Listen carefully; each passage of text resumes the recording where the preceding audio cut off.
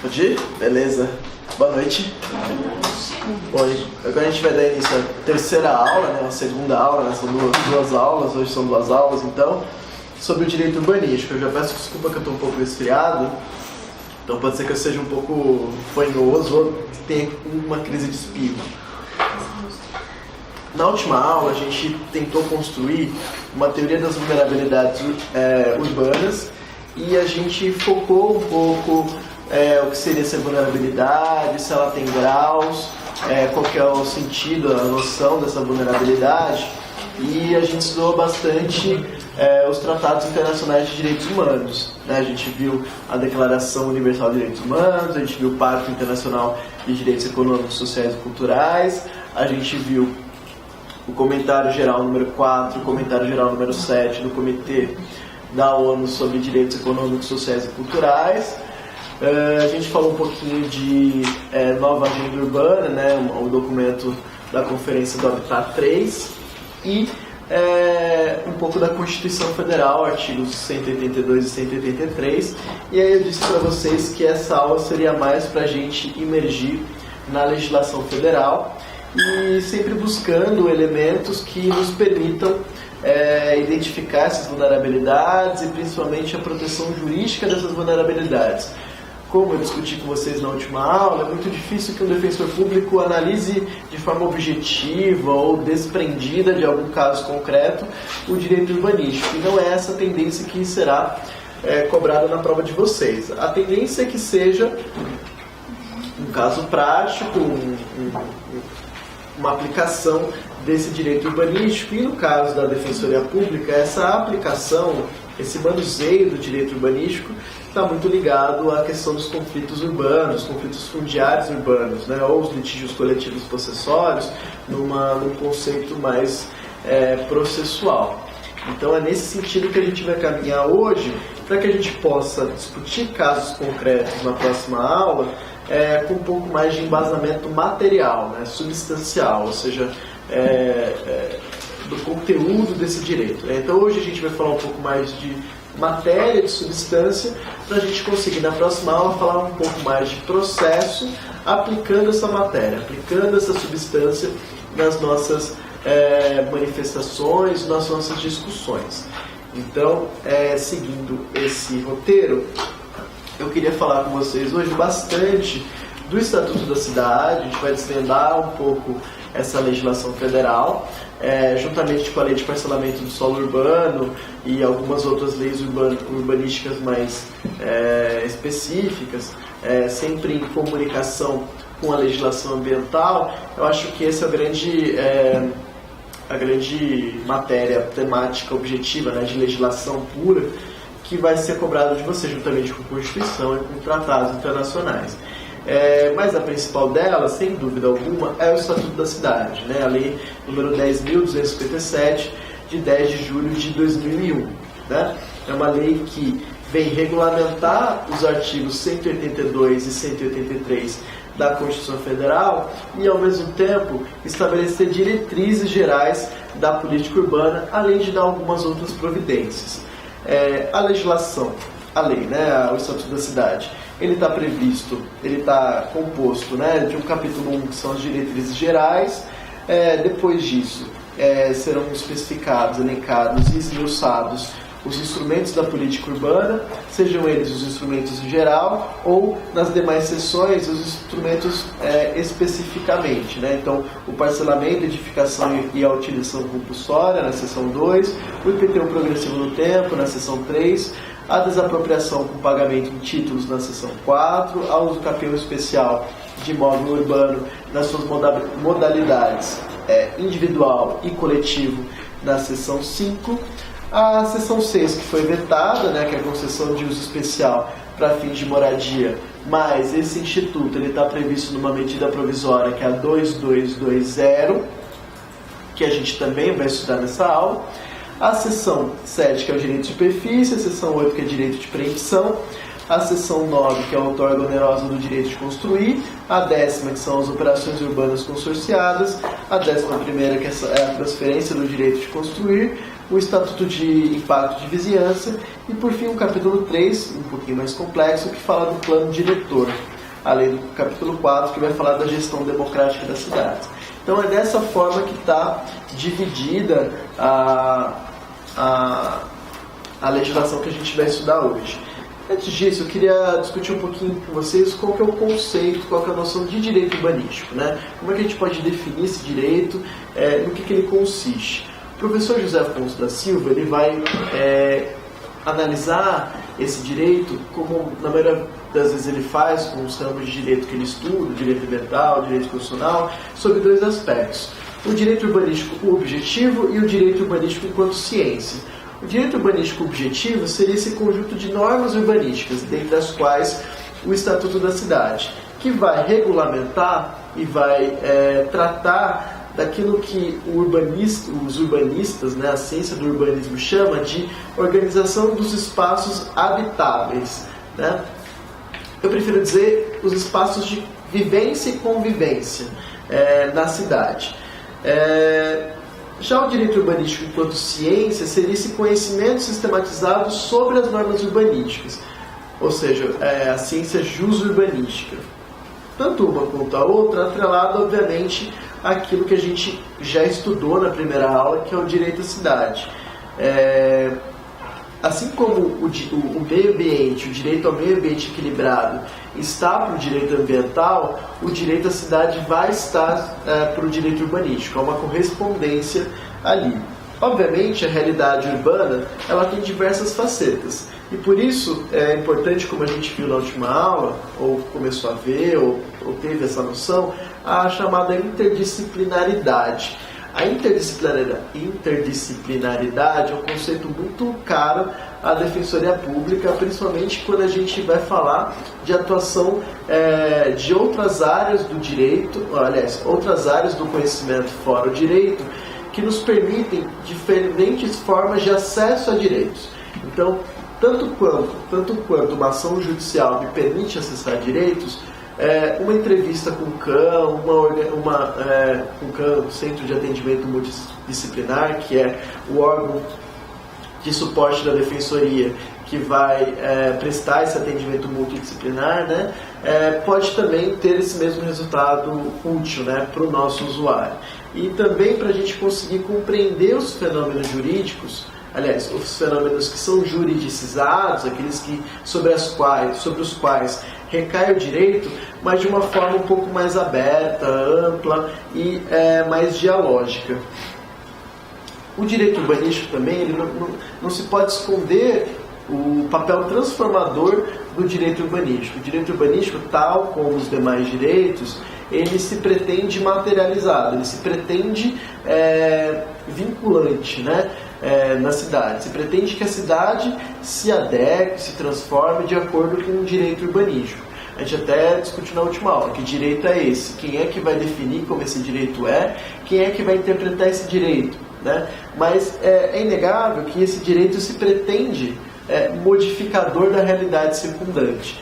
E, para isso, ele supera um estado inicial, tentando chegar no estado ideal.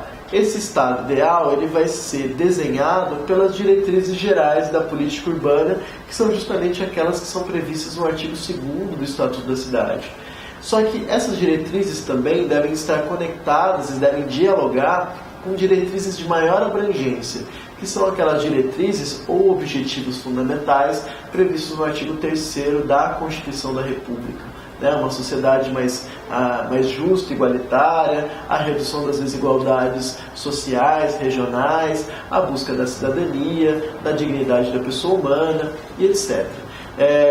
Essas diretrizes, então, da política urbana são um aspecto microscópico dessa grande dirigência, né, como eu posso dizer, esse direcionamento, melhor dizendo, uma direção da Constituição. A gente até tem um conceito de Constituição dirigente, né, do Canutilho, um conceito que ele mesmo coloca em crise no seu caminhar acadêmico doutrinário, mas que ele não nega a direção da Constituição. A Constituição brasileira de 1988, a chamada Constituição Cidadã, ela tem primeiro ela denuncia um status quo que ela não, como posso dizer, que ela não quer que permaneça, né? Uma sociedade desigual, uma sociedade injusta, onde a dignidade da pessoa humana muitas vezes não é respeitada, e ela vai ser uma carta de direitos bastante importante e uma carta de princípios bastante importante para a modificação desse Estado constitucionalmente denunciado como injusto ou impróprio, né? A gente tem até também se chamou, né, denunciar o estado inconstitucional das coisas, né, como a gente teve na questão da situação prisional avaliada pelo Supremo Tribunal Federal. De fato, os conflitos urbanos também estão, de certa forma, num estado inconstitucional, na grande maioria das vezes, né? Então, o que eu quero deixar claro para vocês é que tanto o princípio da função social da propriedade, que se soma ao princípio da função social da cidade, quanto essa justiça social que é buscada pela Constituição de forma mais macroscópica e também é buscado pela legislação urbanística no seu aspecto espacial urbano, elas vão, como eu posso dizer, vão tornar o direito urbanístico um instrumento muito relevante de transformação social, assim como os demais direitos também são. O direito urbanístico tem o seu quadro de importância na mudança do status quo. E para isso a gente precisa alterar algumas vezes os discursos legislativos que são construídos em torno de algumas coisas. Dentre essas coisas, há, por exemplo, os assentamentos chamados de informais ou irregulares, ou a favela, que é um termo urbanístico adotado na legislação urbana do Rio de Janeiro. A gente precisa sair desse discurso que é absolutamente estigmatizante e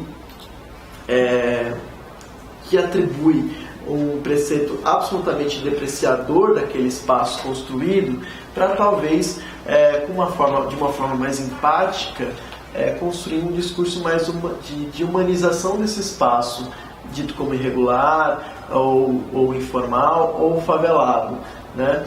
Para que a gente possa ter um discurso mais adequado para a defesa dos nossos usuários. Nessa onda de interdisciplinaridade, por exemplo, tem um geógrafo muito importante chamado Hai-Fu Tuan, né, o geógrafo chamado Tuan, sobrenome, T-U-A-N, que vai falar de topofilia, ou seja, ele vai diferenciar espaço e lugar. Ele vai dizer que o ser humano ele precisa de espaço, porque o espaço ele tem uma abrangência maior e permite que esse ser humano possa acessar outros espaços também, mas ele vai estar mais preocupado com o lugar, aquele ambiente em que esse ser humano se sente mais protegido, onde ele encontra calor, encontra proteção mesmo, guarida. E ele vai dizer que esses diversos lugares, eles são molhados de significados. Então, quando eu chego na minha casa, vejo a minha roupa, os meus livros, os meus móveis, os meus filhos, a minha família, etc., aquele lugar para mim me parece insubstituível, porque ele é carregado desses sentimentos e desses sentidos. E aí a gente pode tentar construir um direito à identidade socioespacial. A gente vê um movimento de humanização do direito civil, de personalização e de descoisificação, de mais sentido e mais tônica a pessoa do que é o patrimônio, né? E nessa toada desse direito civil humanizado, a gente verifica a importância que é dada aos direitos de personalidade. Existem autores, por exemplo, que qualificam o direito à moradia como um direito à personalidade. Mas não só a moradia, o lugar, o ambiente, o bairro,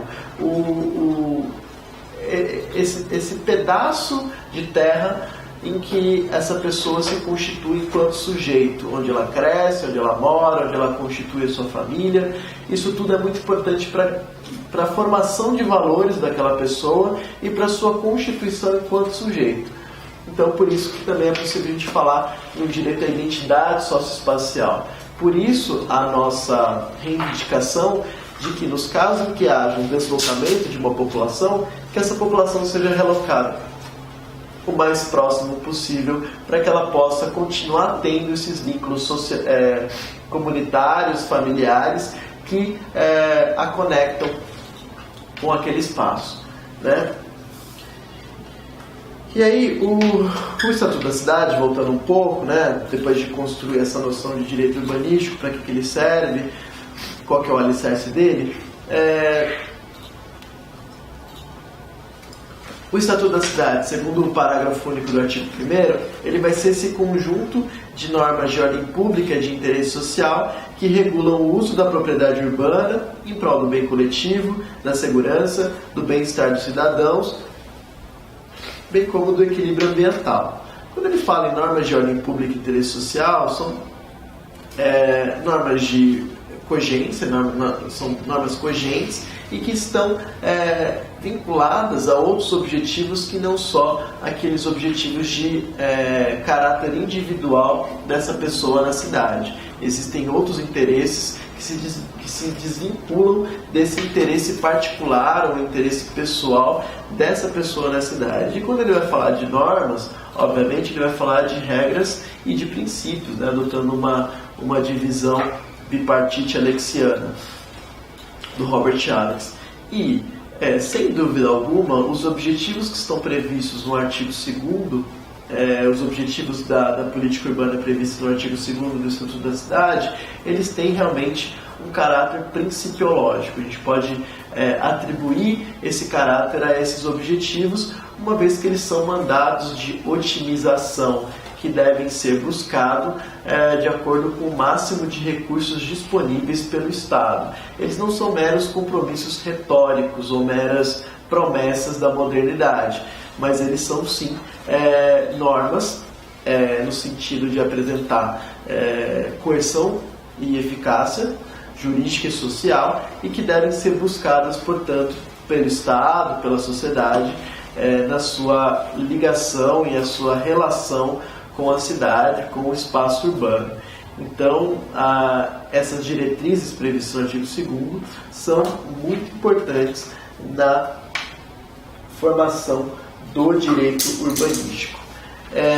Vou falar de algumas muito importantes para que a gente possa consolidar aquilo que a gente tentou construir como um microsistema protetivo do vulnerável urbano. O que eu posso pensar aqui do Estatuto da Cidade, como é que eu posso interpretar, para que eu possa melhorar ou constituir melhor esse microsistema.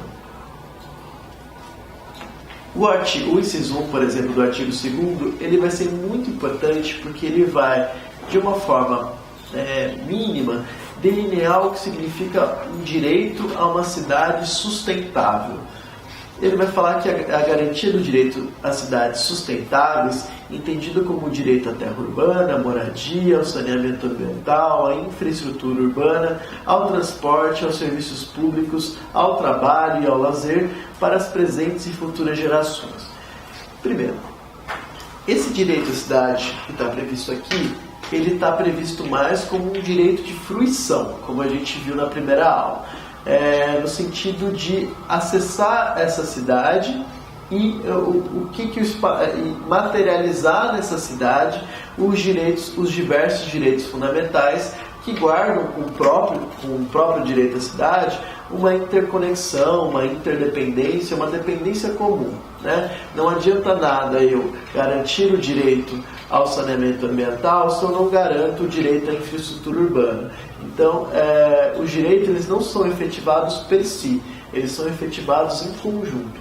É o conjunto de efetivação desses direitos que vai garantir a dignidade dessa pessoa. Essa noção de direito à cidade prevista no inciso 1 do artigo 2º, ela vai ser complementada com aquele outro aspecto que a gente viu na primeira aula, que é a possibilidade de transformar a própria cidade, de influir na política urbana. E a gente vive um momento muito sensível nesse sentido, uma vez que está em discussão uma medida provisória justamente para alterar alguns aspectos da Lei Minha Casa Minha Vida e do Estatuto da Cidade, no que toca à regularização fundiária.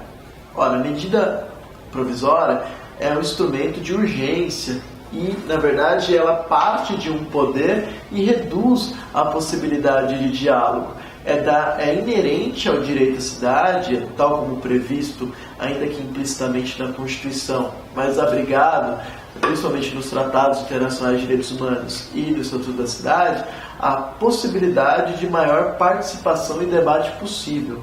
Não é interessante, não é constitucional que se faça uma reforma de tamanha abrangência a partir de uma medida provisória.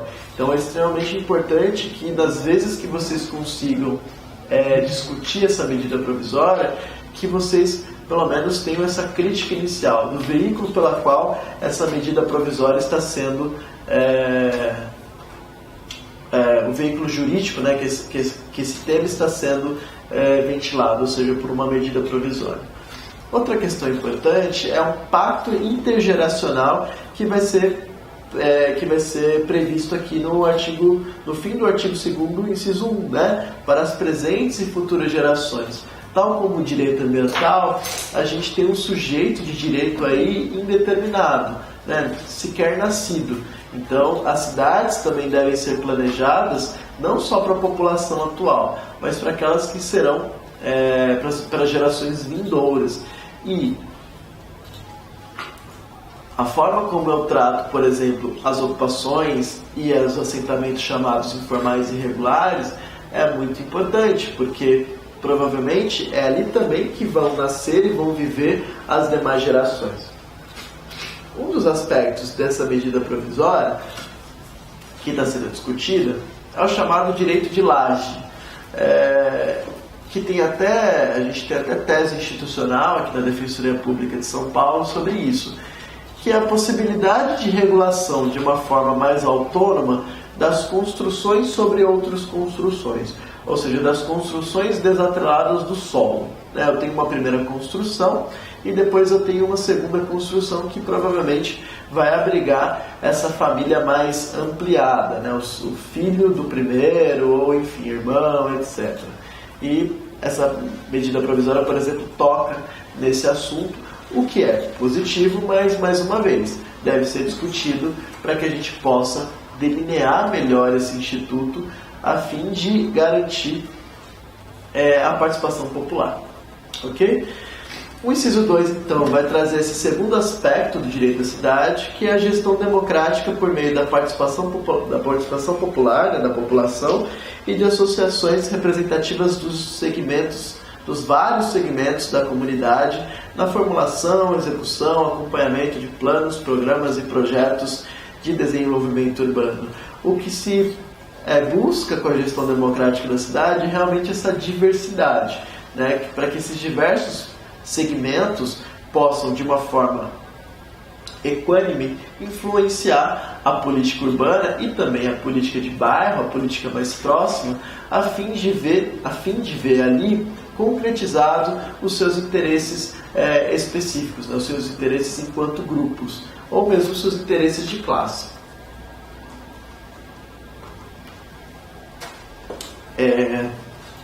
Inciso 3, muito importante também, a cooperação dos governos, iniciativa privada e demais setores da sociedade no processo de urbanização em atendimento ao interesse social, né? Não se esquecendo que os estatutos da cidade são normas de ordem pública e de interesse social.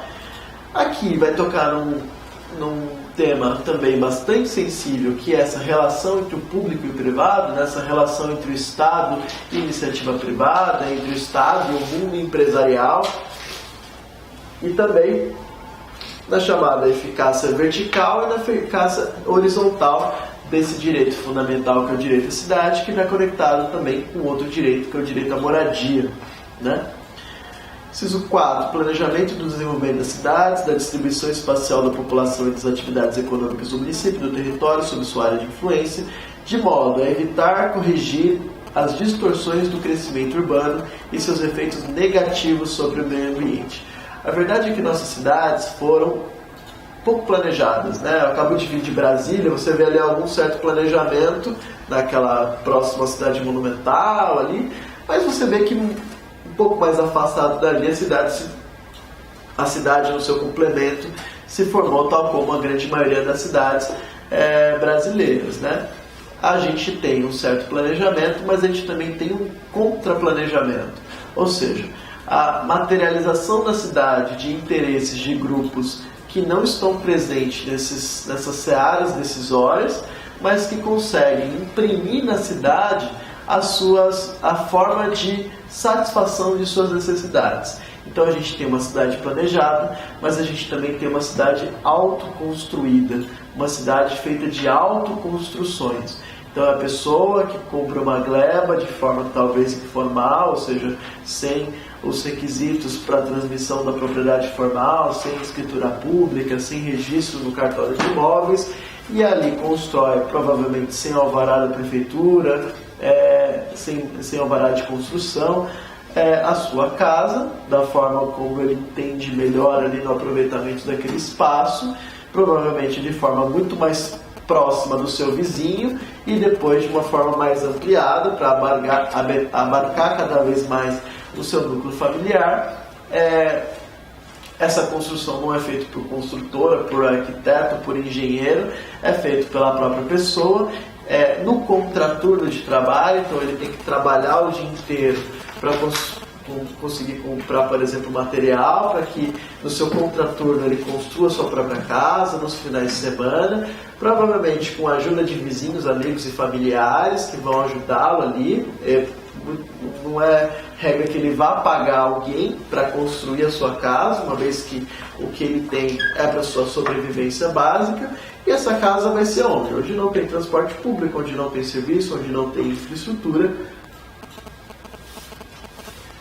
E, portanto, essa outra cidade, que não é aquela cidade prevista, planejada, imaginada, se forma de maneira complementar essa cidade, fazendo com que haja uma contraposição entre aquilo que se chama cidade formal e cidade informal, né? Ou cidade regular e cidade irregular, essa contraposição de cidades.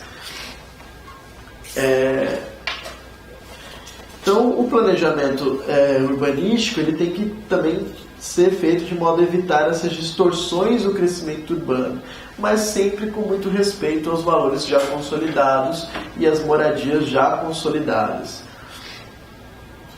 Inciso 5, oferta de equipamentos urbanos e comunitários, transporte e serviço público. A gente viu que a moradia adequada, a gente viu que moradia não é apenas um teto sobre a cabeça, mas a moradia tem alguns critérios de adequação, de qualificação, dentre as quais o fornecimento de equipamentos e de serviços nas proximidades.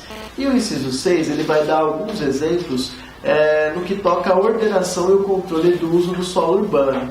E o que eu queria pensar algumas coisas com vocês são: a linha A utilização inadequada do imóvel urbano, lembrando que pela Constituição é o plano diretor que vai identificar, que vai trazer critérios para aferir se aquela propriedade urbana ela cumpre ou não função social, ok? A linha E, que vai falar da retenção especulativa de imóvel urbano que resulte na sua subutilização ou não utilização, conversando, com a linha A. Então, não se pode esquecer também que a função social da propriedade, juntamente com a propriedade, o direito de propriedade, são princípios da ordem econômica previstos no artigo 170 da Constituição. Então, o Estatuto da Cidade considera um ilícito urbanístico a retenção especulativa desse imóvel, ou seja, eu retenho esse imóvel, eu não dou função social a ele, ele permanece desfuncionalizado para que, num outro momento, com a melhoria daquele entorno, eu consiga vender esse imóvel de forma mais cara. Ou seja, o imóvel como um investimento, como uma mercadoria a longo prazo, como uma poupança, digamos assim. Poupança. O inciso 9 vai falar da justa distribuição dos benefícios e dos ônus decorrentes do processo de urbanização. Então, Aqui também eu trago uma ideia de justiça urbanística, né? Uma dimensão urbanística da justiça social. A linha 13, que vai conversar com a linha 2, o inciso 13, que vai conversar com o inciso 2, que vai falar da audiência do poder público municipal e da população interessada nos processos de implantação de empreendimentos e atividades com efeitos potencialmente negativos sobre o meio ambiente natural construído ou conforto e segurança da população. O que a gente pode tentar é expandir esse inciso 13 para falar também da retirada de empreendimentos, né? Aquilo que a gente discutiu no Minhocão, né? Eu também preciso ouvir a população para saber como é que eu vou desativar aquele empreendimento, como é que isso vai acontecer. E aí eu quero despejar muita ênfase no inciso 14, que vai falar da regularização fundiária e da urbanização de áreas ocupadas por população de baixa renda, mediante estabelecimento de normas especiais de urbanização, uso e ocupação de solo, edificação, consideradas a situação socioeconômica da população e as normas ambientais. A regularização fundiária, o conceito de regularização fundiária, ele vai estar previsto em uma outra lei, que é a lei número 11.977 de 2009. Essa lei vai falar o seguinte, no artigo 46. A regularização fundiária consiste no conjunto de medidas jurídicas, urbanísticas, ambientais e sociais que visam a regularização de assentamentos irregulares e a titulação de seus ocupantes, de modo a garantir o direito social à moradia, o pleno desenvolvimento das funções sociais da propriedade urbana e o direito ao meio ambiente ecologicamente equilibrado.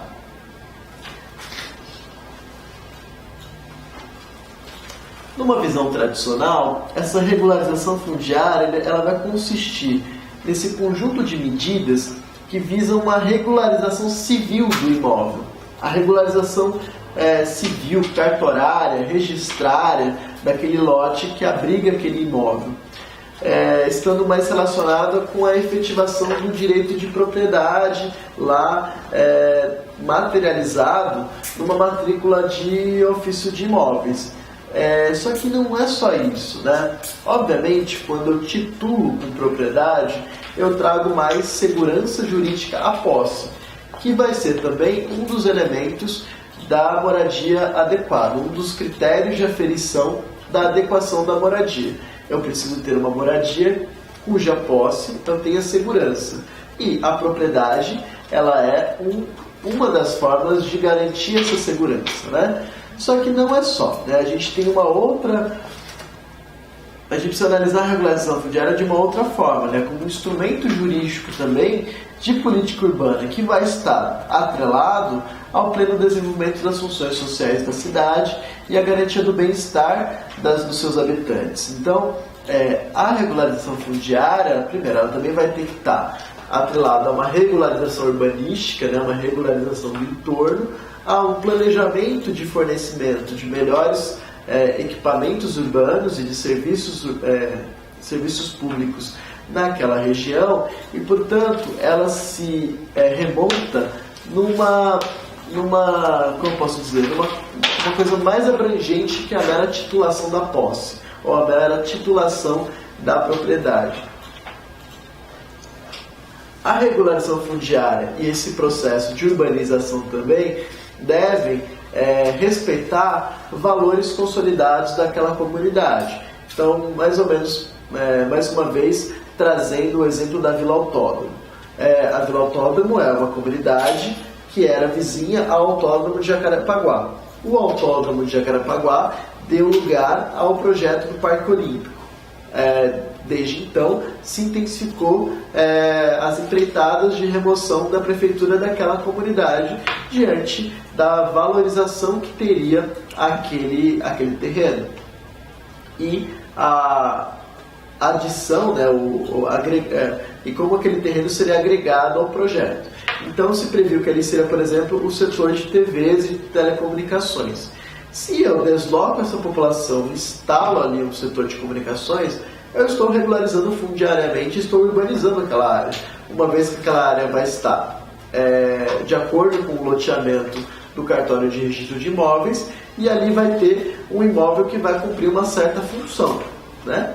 Só que, dessa forma, eu vou olvidar, eu vou ofender, de outro modo, interesses daquela população que viram, que vem ainda naquela parcela, naquela gleba de terra, a sua identidade socioespacial, o lugar onde viveram, moraram, casaram, tiveram filhos, etc. Então, essas empreitadas de regulação fundiária e de urbanização também devem respeitar esses valores constituídos naquela região.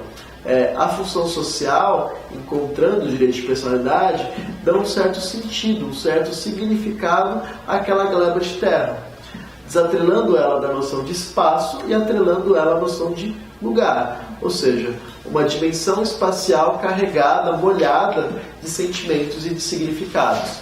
E também eu preciso tornar essa cidade mais diversificada, mais diversa, né? Se a gente tem a biodiversidade no direito ambiental, a gente pode, sem dúvida alguma, falar em antropodiversidade no direito urbanístico. Ou seja, diversidades de classes, de pessoas, de grupos de pessoas convivendo no mesmo lugar. Seria extremamente pobre para uma cidade replicar indefinidamente a mesma estrutura de uma certa região. Então, por exemplo, eu tenho a Barra da Tijuca, que é uma neocentralidade, ou seja, um lugar que, num momento distante, não é interessante para o mercado, para o Estado, mas que depois, diante do exaurimento ali da Zona Sul, se tornou um lugar importante de prédios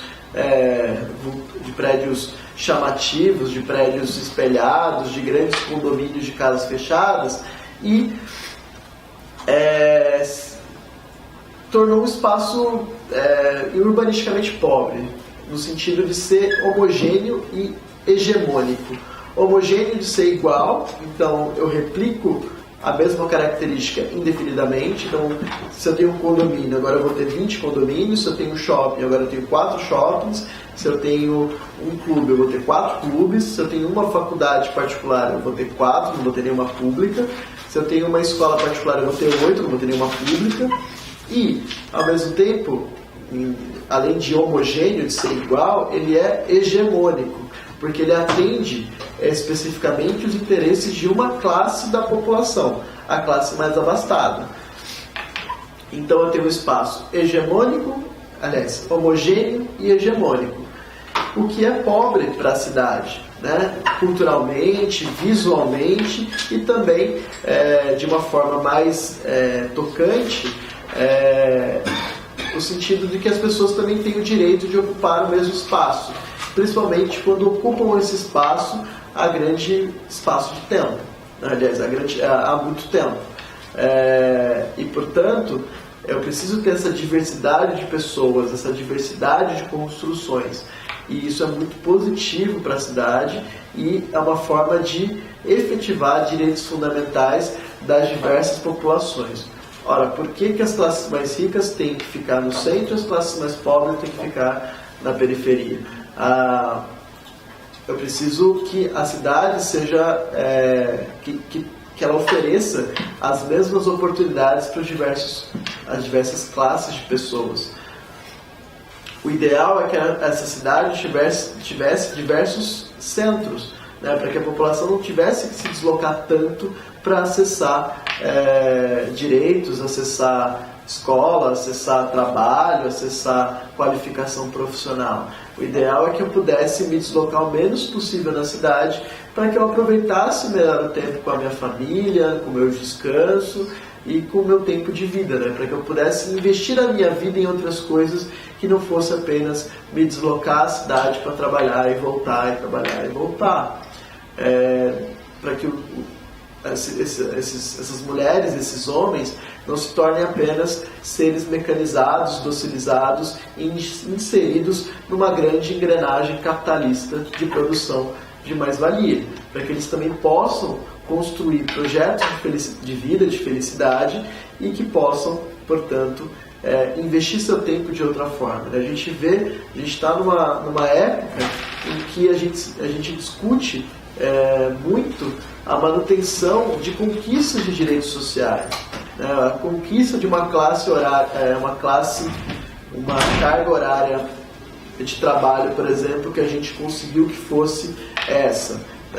Seria extremamente violador, mais violador ainda, uma carga horária de 12 horas, como cogitou a Fiesp. O ser humano ele não é só voltado ao trabalho e à produção de riqueza ao outro, ele tem outros interesses. Então a regulação fundiária e o processo de urbanização, ele também tem que atender essas expectativas dessas populações diretamente, entre aspas, beneficiadas, ou melhor, atingidas, e assim como a coletividade.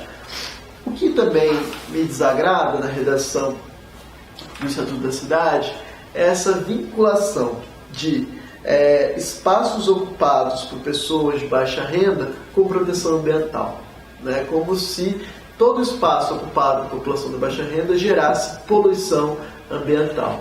Obviamente tem uma parcela muito grande do Estado que não qualifica aquele lugar com saneamento básico, com escolas, etc. E isso seja, talvez, uma relação conflituosa com o meio ambiente, mas isso não pode ser qualificado como uma regra.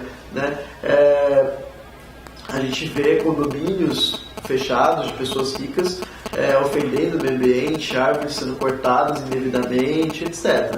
Esse dever de proteção ao meio ambiente, ele deve ser direcionado a todas as populações, independentemente da classe que façam parte. E é extremamente estigmatizante sempre relacioná-los com a população de baixa renda, como se a poluição ambiental fosse toda produzida pela população de baixa renda e não pela população como um todo.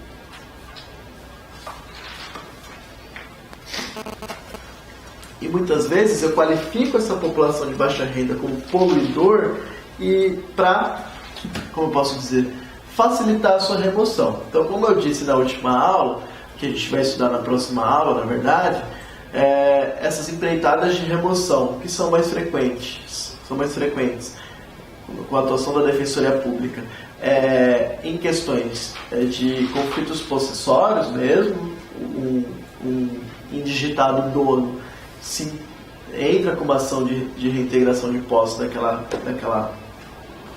terreno, mas também a gente enfrenta isso em ações civis públicas promovidas pelo Ministério Público em face do município para a regularização daquela área com vistas à proteção ambiental.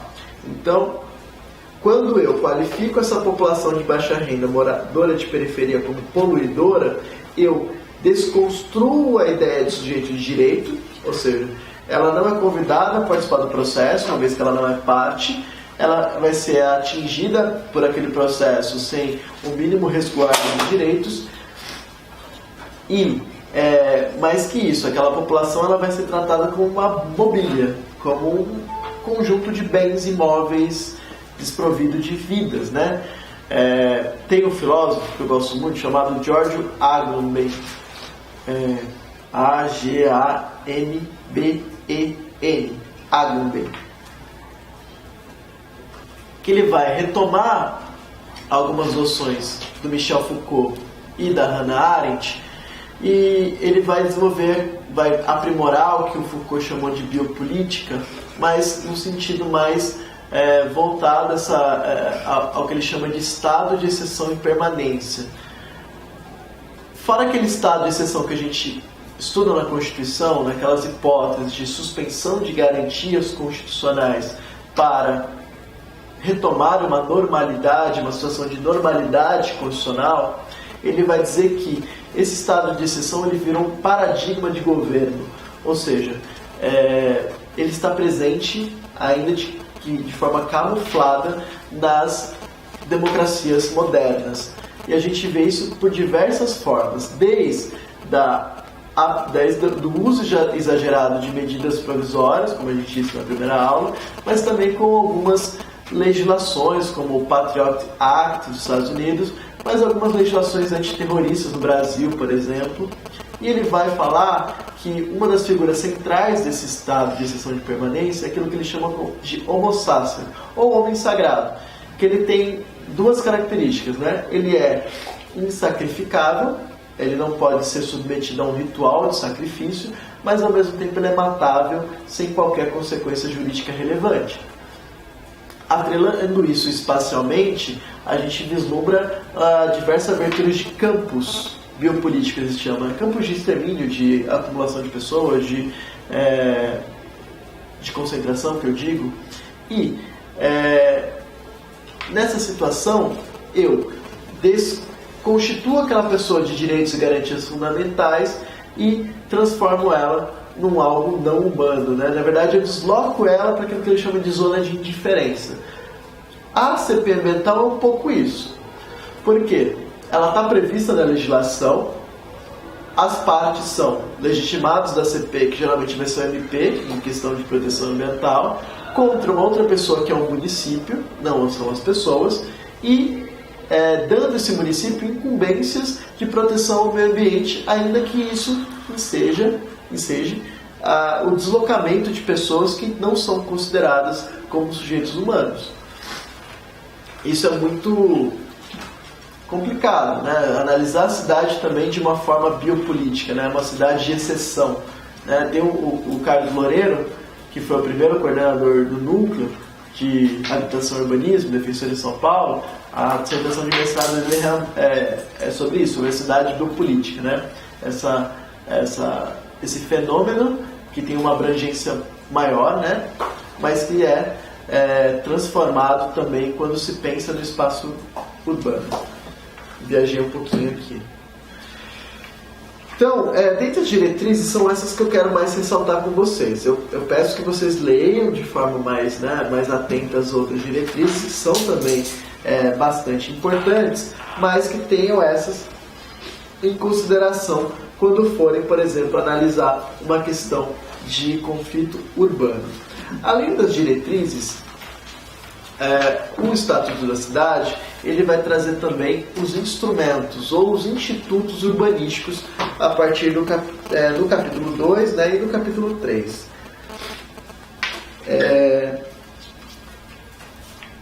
No artigo 4º, ele vai falar dos diversos planos, né, os planos nacionais, regionais, estaduais, de ordenação do território e desenvolvimento econômico e social, o planejamento das regiões metropolitanas, aglomerações urbanas e micro-regiões, e aqui eu ressalto que vocês precisam ler também o recente Estatuto da Metrópole, né, que é uma legislação que também vem complementar o Estatuto da Cidade, que vai pensar nas regiões metropolitanas,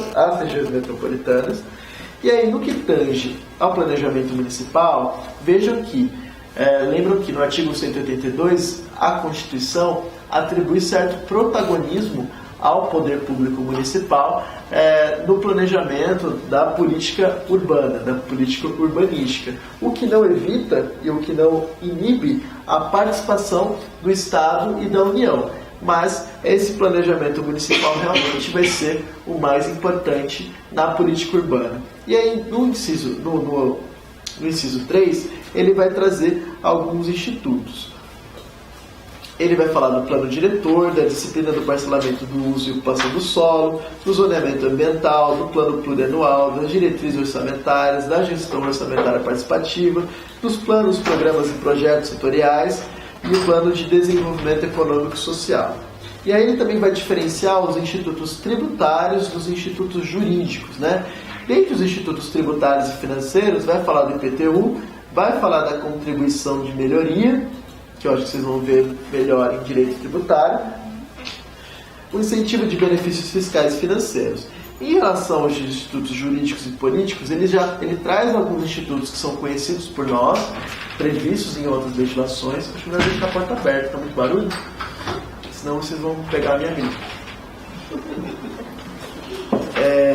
Como a desapropriação, a servidão administrativa, as limitações administrativas, o tombamento de imóveis e de imobiliário urbano, a instituição de unidades de conservação, que estão previstas lá na lei específica da legislação. Aqui eu chamo a atenção para a linha F, que é a instituição de Zonas Especiais de Interesse Social, as ZEIS. É muito importante para vocês saberem se aquela comunidade que vocês estão defendendo ocupam uma ZEIS ou não, né, de acordo com o zoneamento do município. ZEIS são zonas que são especialmente voltadas à construção de moradias populares e ao atendimento da população de baixa renda e que permitem uma flexibilização do rigor urbanístico, principalmente em relação a metragens, etc. Isso vai estar previsto, a organização dessas ZEIS, no plano diretor de cada cidade. A G, né, que é a concessão de direito real de uso. A H, que é a concessão de uso especial para fins de moradia. A gente vai ver esses dois institutos, eles são muito importantes. Eles caíram no meu concurso, por exemplo, na prova da prática civil. O parcelamento, edificação ou utilização compulsória. A uso capião especial urbana, que a gente viu lá no artigo 183 da Constituição, e que aqui no Estatuto da Cidade ela é delineada na sua modalidade individual e também na sua modalidade coletiva. É importante que vocês dominem as regras dessas duas modalidades, porque o Estatuto da Cidade vai admitir, ao contrário do Código de Processo Civil, a ventilação da uso capião como matéria de defesa, ou seja, a possibilidade de eu alegar na contestação a existência de uma uso capião especial urbana. Isso já estava meio pacificado, já estava bastante pacificado na jurisprudência, mas não foi acolhido pelo legislador processualista, né? A gente vai ver aqui, direito de superfície, preempção, outorga do direito de construir, transferência do direito de construir e operações urbanas consorciadas de uma maneira muito breve, mas eu não vou deixar de tocar com vocês, pelo menos o conceito de cada instituto, para que vocês tenham alguma noção, diferenciação desses institutos. No que vai falar novamente de regularização fundiária. Então a regularização fundiária é também um instrumento da política urbana. Por isso que, como a gente viu, ela não pode estar atrelada apenas ao seu aspecto civil, individualista, registrário, etc. Ele também tem que estar vinculada a uma função social da propriedade e da cidade. R, de modo que a gente entra aqui um pouquinho, Defensoria Pública. Assistência técnica e jurídica gratuita para comunidades e grupos menos favorecidos. É o acesso à justiça também prevista na legislação urbana, né? A defensoria, embora existam várias práticas bastante reconhecidas Brasil afora, atua pouco na questão da regularização fundiária, né? A gente não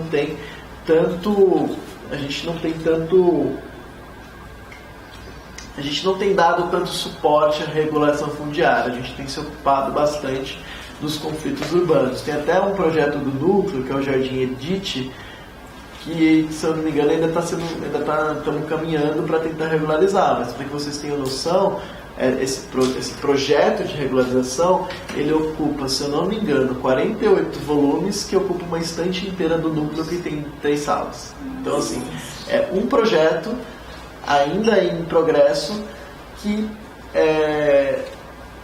o Núcleo ainda não suporta. Né? Fora que o Núcleo da Defensoria de São Paulo, por exemplo, tem uma arquiteta e uma socióloga. A gente não tem geógrafo, a gente não tem topógrafo, a gente não tem alguns profissionais que nos trariam um suporte técnico melhor para atuar nessa área, e a gente não tem convênios que possam suprir essa falta de infraestrutura. Né? Então, infelizmente, a gente fica muito preso ainda na questão jurídica, né, processual. A gente precisa pensar um pouco além. Né? Lembrando que, com a alteração do Código de Processo Civil, a Defensoria atua como uma interventora sui generis, né? Uma chamada custos vulneráveis, né? Junto com custos legis do Ministério Público, nos chamados litígios coletivos possessórios. Ocorre que a Defensoria Pública de São Paulo não está em todas as cidades. Ao contrário disso, tem muitas cidades que não existe Defensoria Pública atuando, e existem os diversos convênios, majoritariamente o convênio com a Ordem. E nesses casos, é o núcleo da Defensoria de São Paulo, aqui com 3 defensores, que tem feito bravamente defesa dessas comunidades. Então são 3 defensores que têm sido absorvidos por essa demanda gigantesca, e a gente ainda não se planejou, a Defensoria de São Paulo, para atender melhor essa situação. E não é uma coisa que a gente possa dizer, não vamos atuar. A própria redação do Código de Processo Civil, nesse tocante, partiu de pareceres e opiniões de defensores públicos. Foi a própria Defensoria Pública que, juntamente com os movimentos sociais de moradia, conquistou essa possibilidade de atuação da Defensoria Pública e como uma nova forma de atuação na esfera coletiva. E ainda assim a gente não criou estrutura para isso, né? Assim como as audiências de custódia, né? Que a gente tem tentado também participar o máximo possível, mas muitas vezes nós somos substituídos por advogados nas diversas comarcas em que não existe defensoria pública. Uma coisa que a gente lutou tanto, né? Que a gente fez coro para que fosse implementado na prática, e ao mesmo tempo, pela falta de defensores públicos suficientes, nós somos 719 no estado, com a possibilidade para ampliar para 900, a gente não tem dinheiro para ampliar, a gente não consegue fazer frente a essa demanda, dentre tantas outras demandas nossas, né? O S também é importante, referendo popular e plebiscito. O T, a demarcação urbanística para fins de regulação fundiária, que a regularização fundiária aparece de novo, a legitimação de posse e o estudo prévio de impacto ambiental. Só complementando, né, o parágrafo 2º vai falar também que o direito real de uso de bens públicos pode ser também de forma coletiva. O primeiro instrumento que vai ser relacionado com outros 2 é o parcelamento, edificação e utilização compulsórios. Tanto o parcelamento, edificação e utilização tanto o parcelamento, edificação ou utilização compulsórios, quanto o IPTU progressivo no tempo e, por fim, a desapropriação com pagamento em títulos, eles formam aquilo que a gente chama de instrumentos de indução da função social. São instrumentos que servem para comover, coagir, motivar aquele proprietário de um prédio, de um solo, de um imóvel desfuncionalizado, desatrelado de função social, que então atribua àquele imóvel uma função social. São instrumentos que a gente consegue interferir no comportamento daquele proprietário. O primeiro deles é o parcelamento, né? A lei municipal, que é específica, né? Ela vai determinar a área incluída no plano diretor, que poderá determinar o parcelamento, edificação e utilização compulsória do solo urbano. Então, eu tenho um plano diretor que vai me trazer as diretrizes de quais são esses bens imóveis que vão ser objetos de notificação para que cumpra sua função social através de parcelamento, edificação ou utilização compulsórias, obrigatórios. E uma lei específica vai regularizar, vai regulamentar de forma mais específica, né, essa situação. Essa lei vai ter que fixar prazos e condições para que aquele imóvel seja ou parcelado, um imóvel muito grande, então, para que ele seja transformado em imóveis menores, ou edificado, para que se construa ali alguma edificação, ou existindo, que ele seja utilizado. Em São Paulo, como eu disse na última aula, está sendo uma experiência bastante positiva da utilização desses instrumentos, né? O plano diretor vai falar o que é propriedade não utilizada, edificada.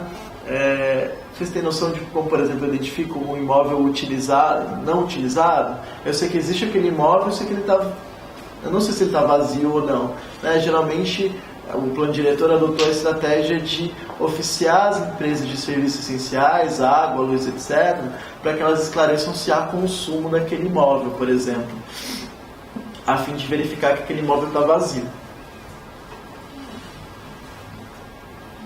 O proprietário desse imóvel, segundo o parágrafo 2º do artigo 5º, ele vai ser notificado. Essa notificação ela vai ser averbada na matrícula do registro de imóveis.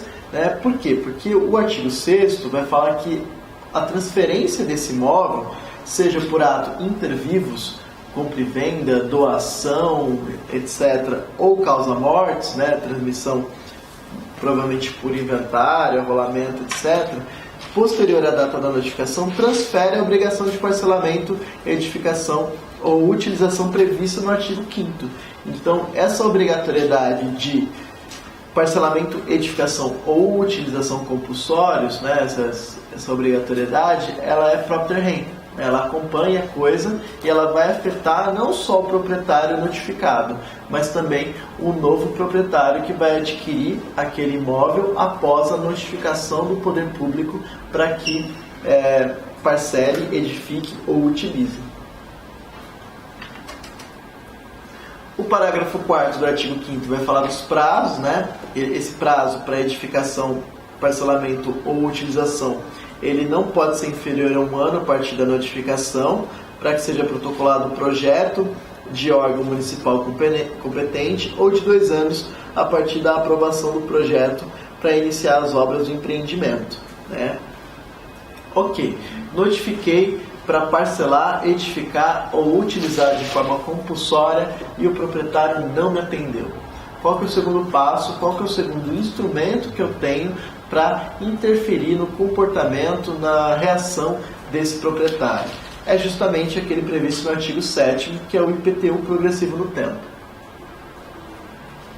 Vocês estudaram os impostos, os tributos em geral, né? Os impostos, taxas, etc., tem uma função fiscal, uma função arrecadatória de conseguir recursos para os cofres públicos para a manutenção dos serviços, infraestrutura, etc.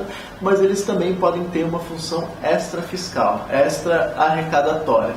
E aqui é um exemplo dessa função extra-fiscal que o IPTU pode apresentar em relação à indução da função social da propriedade.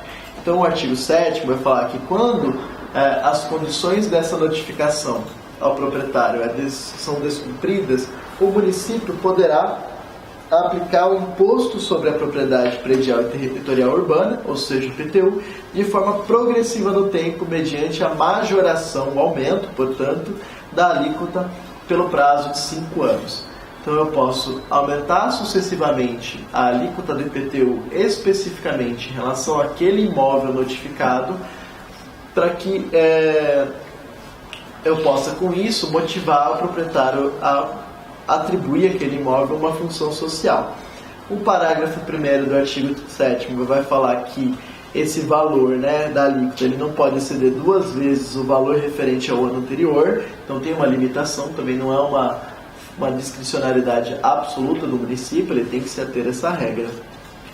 E em relação a esse imóvel é vedada a concessão de isenções ou de anistia à tributação progressiva no tempo, uma vez que isso seria contraditório, seria uma forma de a troca de governos, por exemplo, de gestões municipais, alterar uma política de Estado, né, não uma política de governo. Estado lato sensu, né, município enquanto Estado também. Ok, notifiquei para parcelar, edificar e utilizar de forma compulsória, o proprietário não me atendeu. Então eu instituí o IPTU progressivo no tempo e por 5 anos consecutivos eu fui aumentando essa alíquota e ainda assim o proprietário não me atendeu. Qual que é o último ou derradeiro, né, instrumento que eu tenho para motivar a indução da função social daquele imóvel? É aquele previsto no artigo 8º do Estatuto da Cidade, que vai ser a desapropriação com pagamento em títulos. Ela se diferencia do instituto da desapropriação comum, porque a desapropriação normalmente ela é feita com pagamento justo em dinheiro à vista, né?